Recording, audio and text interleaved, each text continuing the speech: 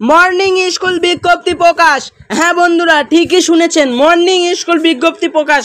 তীব্র তাপদাহের কারণে সময়সূচির পরিবর্তন।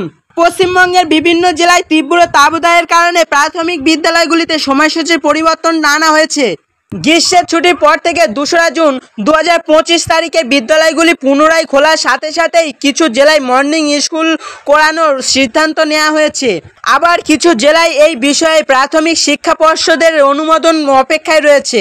বাঁকুড়া জেলায় প্রাথমিক বিদ্যালয় সংসদ ডিপিএসসি জেলার সমস্ত প্রাথমিক এবং জুনিয়রি বেসিক স্কুলগুলির 4 জুন 2025 থেকে পরবর্তী নির্দেশনা না দেওয়া পর্যন্ত সকালে অধিবেশন মর্নিং স্কুল পরিচালনা করার নির্দেশনা দিয়েছে।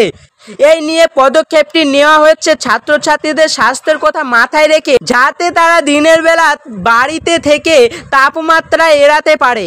অন্যদিকে পূর্ব মেদিনীপুর জেলায় প্রাথমিক বিদ্যালয় সংসদ ও একই রকম পদক্ষেপ নেওয়ার জন্য পশ্চিমবঙ্গ প্রাথমিক শিক্ষা পর্ষদের কাছে অনুমোদন জানিয়েছে।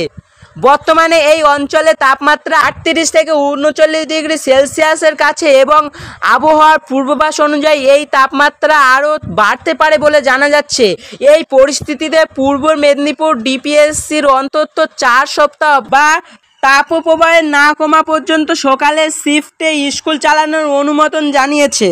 এই সিদ্ধান্তগুলি ছাত্রছাত্রী এবং শিক্ষকদের স্বাস্থ্য ও সুরক্ষার পাশাপাশি পড়াশুনোর ধারাবাহিকতা বজায় রাখার জন্য একটি প্রয়াস। আশা করা যাচ্ছে যে পরবর্তী সময়সূচি বর্তমান প্রতিকূল আবহাওয়ার কিছুটা স্বস্তি দেবে। অভিভাবকদের এই বিষয়ে বিদ্যালয়ের কর্তৃপক্ষের সাথে যোগাযোগ রাখতে এবং সর্বশেষ নির্দেশনাবলী অনুসরণ করতে অনুরোধ করা হচ্ছে। বন্ধুরা, গরমের ছুটি বাড়ানোর জন্য আপনাদের কি মতামত তা কমেন্ট বক্সে কমেন্ট করে জানাতে ভুলবেন না।